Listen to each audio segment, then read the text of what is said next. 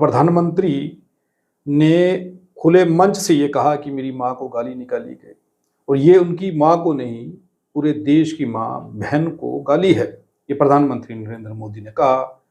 और ये कहने के बाद दूसरी राजनीतिक दल एक्टिव हो गए।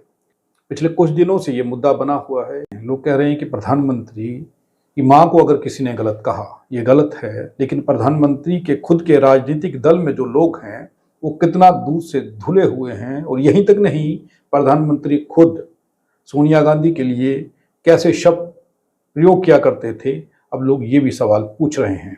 इस सब पर चर्चा करने के लिए इस वक्त हमारे स्टूडियो में बलवंत कटारिया हैं, सोशल एक्टिविस्ट हैं। उनसे इस पर बात करते हैं कि आखिर वो इस चीज़ को कैसे देख रहे हैं। कटारिया साहब, बहुत बहुत स्वागत है हमारे प्रोग्राम में आपका। नमस्कार। ये मुद्दा वैसे तो बहुत छोटा मुद्दा है, लेकिन क्योंकि जब ये राजनीति से जोड़ा जाता है तो वो उछाला जाता है। मीडिया का भी आजकल आपको पता ही है जी। तो जैसा कि सारी दुनिया कह रही है कि माँ कोई भी हो, माँ का सम्मान होना चाहिए। हम तो उन माँओं का भी सम्मान करते हैं जो एनिमल्स में है। गाय माता हम कहते हैं, गाय माता के लिए हम मर मिटने को तैयार हैं। तो अगर इंसान माँ है तो उसकी तो और भी इज्जत होनी चाहिए। सियासत में गिरने का जो लेवल है, मैं ये समझता हूँ कि एक लेवल तक नीचे गिरना चाहिए, उस लेवल से नीचे नहीं गिरना चाहिए। आखिरकार हम सब भारतवासी हैं, भारत देश के लिए काम कर रहे हैं, चाहे सियासत में कर रहे हैं चाहे सियासत से बाहर कर रहे हैं। तो ये लेवल जो गिरता जा रहा है ये अच्छी बात नहीं, ये मैं कहूँगा। लेकिन कटारिया साहब, अब सवाल ले लेते हैं। कुछ लोगों के सवाल हैं। वो लोग ये जानना चाहते हैं कि प्रधानमंत्री नरेंद्र मोदी ने जब सोनिया गांधी के लिए अपशब्द बोले थे, अगर वो कुछ अपशब्द अगर बताएं आप कि उन्होंने क्या क्या कहे थे, फिर उसके बाद चर्चा करते हैं इस पर। सोशल मीडिया पे सारी दुनिया जानती है कि उनको जर्सी गाय बोला गया, 50 करोड़ की गर्लफ्रेंड बोला गया जी, बाहर डांसर बोला गया, ना जाने क्या क्या बोला गया। तो उस समय उनकी वेब थी, जो भी वो बोलते थे उसको अच्छा कहा जाता था। तो खूब तालियां पिटी थी, खूब तालियां पिटती थी, लोग इमोशनल होके अटैचमेंट उनके साथ बढ़ती थी। तो वो एक दौर था। लेकिन आज वो चीज नहीं रही, क्योंकि जब कोई चीज की रियलिटी सामने आ जाती है जी, तो वो फिर उसकी पॉपुलैरिटी कम हो जाती है। तो आज जो जनता है, इवन जो फॉलोअर्स हैं, मोदी साहब, प्राइम मिनिस्टर साहब के फॉलोअर्स हैं, वो भी ये चीज रियलाइज कर रहे हैं कि ये ऐसा नहीं होना चाहिए। ना हमारे पीएम साहब को ऐसा कहना चाहिए थे, ना ही जिसने आज कहा है ये भी नहीं कहना चाहिए था। तो कुल मिला के है ये सियासी, इसको कभी भी आप ना मतलब इसको ऐसे नहीं कहेंगे, नॉर्मल और रूटीन की बात नहीं है ये सियासी मुद्दे हैं जिनको उछाल के हमारी पॉलिटिकल पार्टियां जो हैं वो लोगों को इमोशनली ब्लैकमेल करती हैं। मैं ये बदकिस्मती कहूंगा देश की कि जो प्रगति है या डेवलपमेंट है उस पे वोट नहीं मांगा जाता। जब भी कोई इलेक्शन आती है तो तब इमोशनल मुद्दे बनाए जाते हैं जी। पाकिस्तान बीच में आ जाता है, चाइना आ जाता है, बांग्लादेश आ जाता है, हिंदू मुस्लिम आ जाता है, कुछ आ जाता है, लेकिन not on the base of development कि आपने काम क्या किया है। एजुकेशन में कितने आपने आईआईटी बनाए हैं, कितने आपने इसरो खोले हैं, कितने बच्चों को आपने स्कॉलरशिप दिया है। इस मुद्दे पर तो आपने कभी इलेक्शन मैनिफेस्टो में ये मुद्दे नहीं आते, और ना ही ये इलेक्शन के भाषण में ये डेटा प्रस्तुत होता है कि हमने क्या किया हुआ है। तब इमोशंस जो हैं वो हाईलाइट की जाती हैं, तो इमोशनल होके वोट ले लिया जाता है। ये एक नया ट्रेंड है, पिछले 10-15 सालों से ये नया ट्रेंड चल रहा है कि इमोशनल बेसिस पे वोट मांगा जाता है। ये आज तो कोई अपील करने में नहीं जाता, किसी एरिया में कोई लीडर अपील करने नहीं जाता, उनको पता है वोट इमोशन पे मिलना है। इमोशनल ब्लैकमेल हमने कर लिया है जी, किसी न किसी मुद्दे से। लेकिन एक सवाल ये भी कटारिया साहब लोग पूछ रहे हैं कि प्रधानमंत्री जब मणिपुर जल रहा था, वहां पर महिलाओं को नंगा घुमाया जा रहा था, महिलाओं का शोषण किया जा रहा था, उस वक्त प्रधानमंत्री ना बोले और ना वहां पर गए, इसे कैसे देख रहे हैं? अनफॉर्चुनेट। प्रधानमंत्री पूरे देश का है, और पूरी 29 स्टेट्स का है और 8 यूनियन टेरिटरीज का है। 37-38 ये सेगमेंट बनते हैं जिनकी यूनियन है और उनका प्रधानमंत्री हमारे मोदी साहब है। और उनके दिल में इतना ही प्यार होना चाहिए मणिपुर के लिए भी, जितना पंजाब के लिए, जितना जम्मू कश्मीर के लिए, जितना गुजरात के लिए। अब वो नहीं गए हैं, ये अनफॉर्चुनेट है, ये मेरी जाती राय है। उनको जाना चाहिए, क्या प्रॉब्लम है? अगर वो मणिपुर के ऊपर से होके चाइना जा रहे हैं, मणिपुर के ऊपर से होके वो सिंगापुर जा रहे हैं, इधर अपने श्रीलंका में जा रहे हैं, दूसरी साइड में वेस्ट में जा रहे हैं, तो कोई फर्क नहीं पड़ता।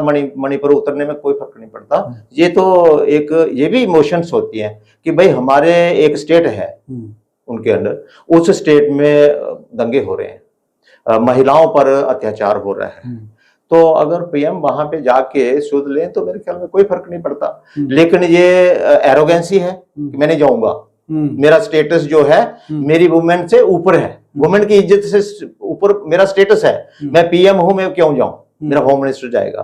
तो लगता तो ऐसा है कि एरोगेंसी है। आज तक नहीं गए वो, आज तक नहीं गए। अगर वो बिजी होते तो जरूर फुर्सत मिल जाती। तो ये इसका रीजन डेफिनेटली यही है कि एरोगेंसी है कि भाई ठीक है होने दो, दंगे होते हैं। अब कई लोग तो ये कह रहे हैं कि उनकी माँ को जिस व्यक्ति ने गाली निकाली, मोहम्मद रिजवी उर्फ राजा, उसे पुलिस ने गिरफ्तार कर लिया और होना भी चाहिए था, गलत उसने किया। लेकिन अब भाजपा राजनीतिक फायदा इसका लेना चाहती थी, कांग्रेस को टारगेट करना चाहती थी, लेकिन ये दाव उल्टा पड़ गया। देखिए सर, एक दाव इनका और भी उल्टा पड़ा था, सिंदूर जी। जब इनके कार्यकर्ता सिंदूर लेके, जो सोची समझी एक स्कीम थी कि ऑपरेशन का नाम सिंदूर रखा जाएगा, फिर सिंदूर लेके राजनीति होगी, और जो वुमेन सेक्शन है 50, देखो हाफ दी पॉपुलेशन तो वुमेन है, फीमेल है। अगर 140 करोड़ पॉपुलेशन है तो उसमें 70 करोड़ तो वुमेन है, तो वो तो अपने आप इमोशनली ब्लैकमेल हो जाएंगी सिंदूर के नाम पे। लेकिन वो सिंदूर का जो वो एक इमोशनल वो था, शोषा था, वो फेल हो गया। फिर बहुत सारे हैं, ये आए दिन आते रहते हैं इस तरह के शोषे। तो अब ये वाला है कि मेरी माँ को गालियां दी गई, तो ये शोषा भी फेल होगा, क्योंकि भारत में लोग जो है जब देख लेते हैं कि ये बंदा जादूगर है, तो जादूगर होता है, जो असल में काम करता है वो असली होता है। तो असल और जादूगर में फर्क होता है। जादूगर अपनी ही जेब का 500 का नोट जो है वो ऐसे दिखाता है कि मैंने बनाया है, लेकिन बना थोड़ा ही सकता है। तो जब किसी को पता होता है कि ये असली नहीं है, ये जादूगर है, तो फिर लोग उनकी बातों में यकीन भी नहीं करते हैं, और लोग समझ जाते हैं कि ये पॉलिटिकल वो है, स्टंट है, ये पॉलिटिकली इमोशनली ब्लैकमेल करने का स्टंट है। तो मेरे ख्याल में भारतीय की जनता काफी हद तक जो है वो अवेयर हो चुकी है। तो इस तरह की शोशेबाजियां मुझे नहीं लगता कि आगे इनका कोई स्कोप है। लेकिन अब कांग्रेस इसे इस तरीके से लेगी, क्योंकि कांग्रेस में जो सोनिया गांधी के लिए जो शब्द इन्होंने कहे थे, राहुल गांधी उनके बेटा हैं सोनिया गांधी के, उनके भी तो सेंटिमेंट हर्ट हुए होंगे। तब ये मुद्दा क्यों नहीं बना, अब ये मुद्दा क्यों बन रहा है, और इस मुद्दे को बनाकर के आखिर भाजपा क्या करना चाहती थी? आप क्या सोचते हैं? नहीं सर, तब जो मुद्दा है वो कांग्रेस ने बनाया नहीं था, और दूसरी बात ये थी कि उस टाइम एक लहर थी, एक मोदी लहर थी। उस समय मुद्दा जो भी वो बोलते थे वो उन्हीं के फेवर में जाता था। तो कांग्रेस वो मुद्दा नहीं बना पाई, लेकिन वही मुद्दा आज काम आ रहा है, वही मुद्दा है आज जो है। इवन जो भाजपा के पक्षधर हैं, सपोर्टर हैं, वो भी कह रहे हैं ऐसा नहीं कहना चाहिए, किसी को जर्सी गाय नहीं कहना चाहिए। ये इतनी भद्दी लैंग्वेज जो है, हमारा कोई अनपढ़ लेबरर भी नहीं कहता है। किसी के लिए कैसे कोई नहीं ऐसा बोला जा सकता है? इतने बड़े पद से, इतनी बड़ी पार्टी, पूरी दुनिया की सबसे बड़ी पार्टी, जिसमें सबसे ज्यादा डिसिप्लिन्ड लोग हैं, अनुशासित लोग हैं, पढ़े लिखे लोग हैं, तो क्या मजबूरी है कि इस तरह की भद्दी भाषा आप जो है किसी इतने बड़े जो वो एक पार्टी की लीडर है उसको ये कहना, इस तरह की भाषा इस्तेमाल करने की क्या मजबूरी है? आप अपना लेवल मेंटेन क्यों नहीं रखते? और ये सबको पता होना चाहिए, सभी पार्टियों को पता होना चाहिए कि जब आप इस लेवल तक गिरते हैं उसका खमियाजा कभी ना कभी भुगतना पड़ता है।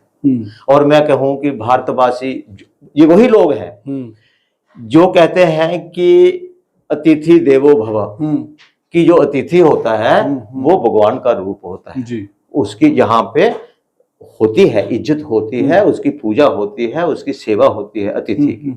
मैं मानता हूँ हम भारतीयवासी जो है अतिथि को भगवान मानते हैं, लेकिन सोनिया गांधी भी अतिथि अगर है, अतिथि तो नहीं कह सकते, वो तो इंडियन सिटीजन है, शादी हुई है। तो जब आपकी बहू एक आ गई है, वो चाहे इंटर कास्ट है, इंटर कंट्री है, इंटर रिलीजन है, वो मैटर नहीं करता। जब आपकी बहू आई है घर में तो आप उसको वो कहेंगे 50 करोड़ की गर्लफ्रेंड बोलेंगे, उसको आप मतलब के बार डांसर कहेंगे, उसको जर्सी गाय कहेंगे आप।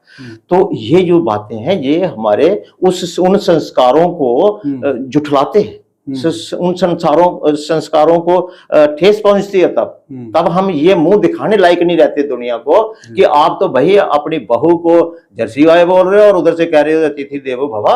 और खुद आप बता रहे हैं कि नवरात्रि आने वाले हैं, नवरात्रि आने वाले हैं, माता की पूजा होगी, 9 देवियों की पूजा होगी, और जो हमारे यहाँ बच्चियां होती हैं उनको हम देवियों के रूप में पूजा करते हैं उनकी। और दूसरी तरफ हम एक इतनी बड़ी लेडी को हम जर्सी गाय बोल रहे हैं, कुछ भी बोलेंगे हम, और वो दीदी हो दीदी जब बोला गया, ये अच्छी बातें नहीं है।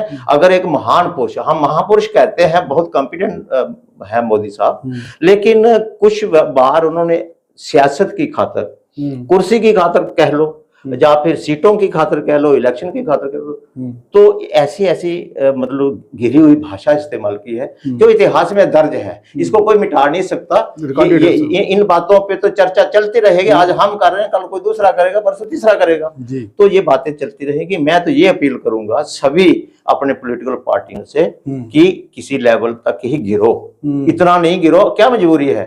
आप अगर नहीं जीतते हैं, सर वाजपेयी साहब ने जब इंदिरा गांधी ने पाकिस्तान के साथ जंग चल रही थी, तो वाजपेयी साहब लीडर ऑफ द अपोजिशन थे, उन्होंने कहा कि आप ज्वाला रूप हो, आप संभालो पाकिस्तान को, मैं पार्लियामेंट संभाल लूंगा। ये होती है अपोजिशन की मैच्योरिटी। और उसी पार्टी के थे वो, भाजपा के थे, तो उन्होंने कहा पार्लियामेंट मैं संभाल लूंगा, आप फॉरेन को संभालो, आप बांग्लादेश को आजाद कराओ, जो भी उसका मसला है हल करो, पाकिस्तान को टैकल करो। तो ये होता है कि जब देश की बात आती है तो तब विपक्ष और पक्ष नहीं रहता, देश पहले, तब सर्वोपरि होता है देश हित। तो उस पार्टी के लोग आज इस लेवल तक घिर जाएंगे, ये तो वाजपेयी साहब की आत्मा को भी अच्छा नहीं लग रहा होगा कि मेरे लोग ऐसी भाषा इस्तेमाल करेंगे। देश के प्रधान, और उन्होंने ये भी कहा था मुझे कोई शौक नहीं है प्रधानमंत्री बनने का या सियासत का। तो और पूछा था किसी ने कि आप सियासत छोड़ क्यों नहीं देते, तो उन्होंने बोला मैं तो सियासत छोड़ना चाहता हूँ, सियासत मुझे नहीं छोड़ती। तो वो सियासतदान थे सर, वो पॉलिटिशियन थे, पढ़े लिखे थे, मैच्योर थे, जिम्मेवार थे। तो आज अफसोस है कि पढ़े लिखे तो मोदी जी भी हैं, वो कहते हैं कि अमित शाह जी ने उनकी डिग्रियां दिखाई। हाँ, उन्होंने प्रूव किया है कि वो पढ़े लिखे हैं, तो मान लेते हैं कि वो पढ़े लिखे हैं, लेकिन फिर भी अफसोस है कि इस तरह की भाषा ना तो उनको यूज करनी चाहिए और ना ही लीडर ऑफ द अपोजिशन जो है उनको करनी चाहिए, किसी को भी नहीं करनी चाहिए। जी, बहुत बहुत धन्यवाद कटारिया साहब हमारे साथ बात करने के लिए। जी, देश के प्रधानमंत्री ने जो कहा वो भी आपने सुना, वो भी मुद्दा बन गया, लेकिन जो अपोजिशन के मंच से हुआ, जिस व्यक्ति ने प्रधानमंत्री की मां को गाली दी, पुलिस ने उसे गिरफ्तार किया, उसने अपनी गलती भी मानी, उसे अरेस्ट कर लिया गया। लेकिन उसका क्या, जो सोनिया गांधी के लिए कहा गया था, क्या वो महिला नहीं है? उनके लिए जो अपशब्द कहे गए, उन शब्दों का क्या?